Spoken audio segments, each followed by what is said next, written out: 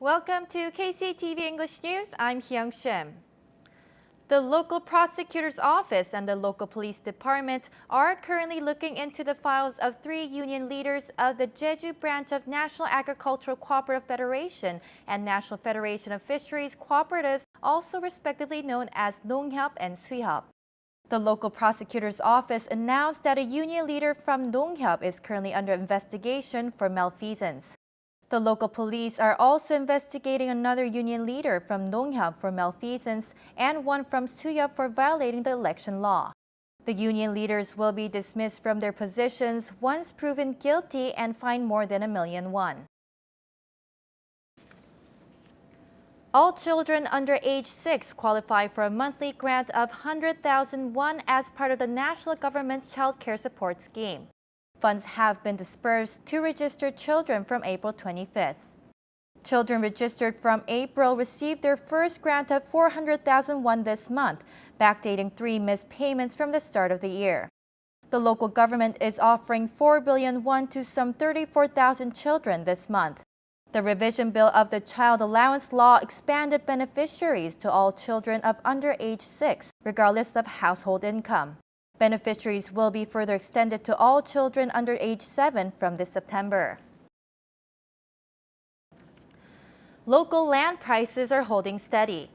According to the Ministry of Land, Infrastructure and Transport, local land prices showed an increase of 0.44% for the first quarter. This is only a half of the national average of 0.88%. The growth rate of local land prices peaked at 8.33% in 2016.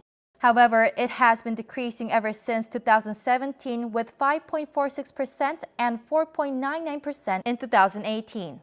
The first quarter of this year showed transactions of 10,000 plots of land, a 25% decrease from the same period last year.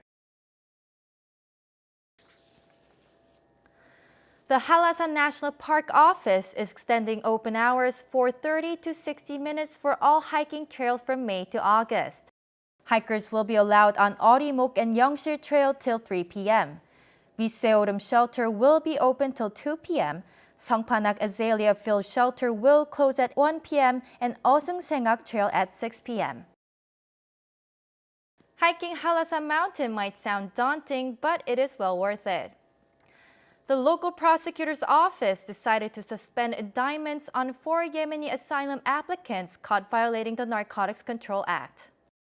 The Yemenis were tested positive for a urine test confirming their use of an illegal drug called khat. However, hair examinations tested negative, indicating that it was only a one-time injection. The 4 Yemenis are known to have filed appeals to the Jeju Immigration Service after being denied humanitarian stay permits. KCTV, the farmers' newspaper, and Nonghyup Jeju signed an MOU at KCTV's meeting hall on the 25th to promote mutual development. The 3 institutions agreed to co-produce programs and upgrade broadcasting and production-related technology.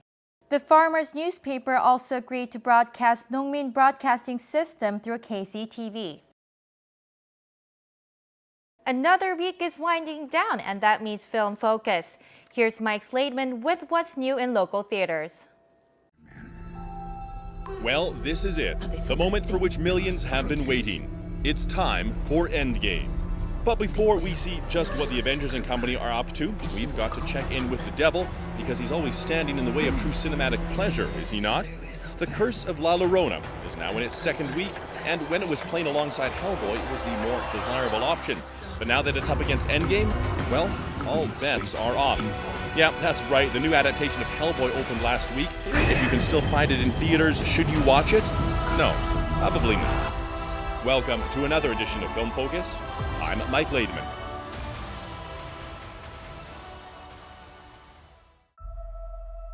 It's been since 2008, when Tony Stark first donned the Iron Man suit, that we have all been waiting for this day. We just didn't know it at the time. At the end of Infinity War, Thanos did the unthinkable, and having gathered all 6 Infinity Stones, snapped half of all life in the universe out of existence. Now it's up to those left alive to put together the pieces and find a way to restore all the life that was taken away. We've become very attached to all of the MCU characters over the last 21 movies, and Endgame is a fitting swan song for all of them.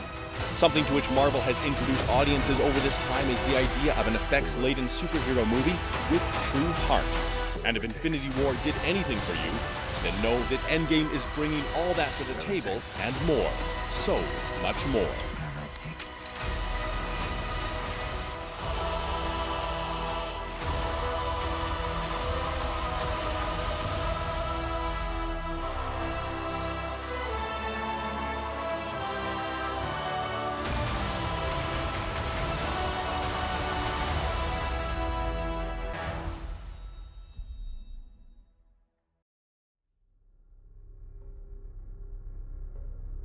In 1970s Los Angeles, La Llorona is stalking the night and the children.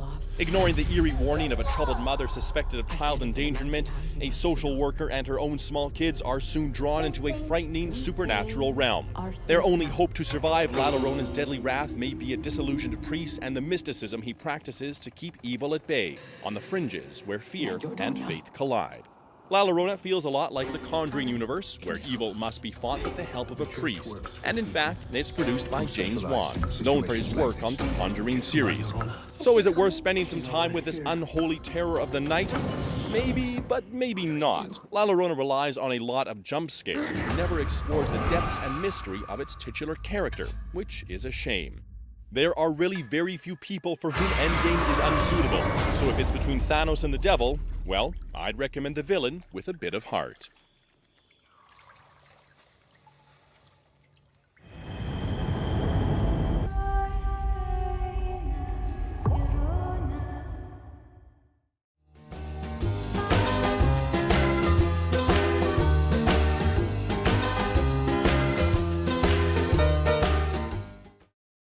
Taking a look at our weather, skies will be very cloudy with rainfall over the mountains and the northeast early in the morning. For more details, here's your forecast.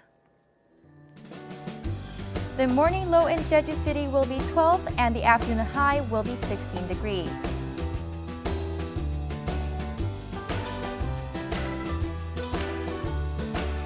Down south in Seogwipo, we'll have a low of 11 in the morning and a peak of 18 degrees in the afternoon.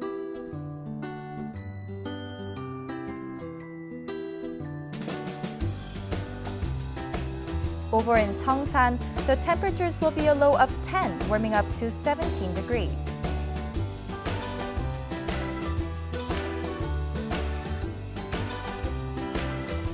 Across the island in Kosan, we expect a low of 11 and a high of 17 degrees.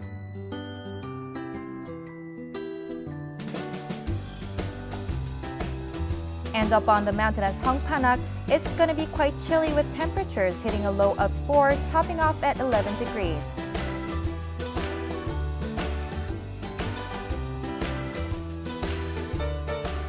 Out on the water, we expect winds out of the northeast and east at a speed of 8 to 14 meters per second, with seas between 1 and 3 meters.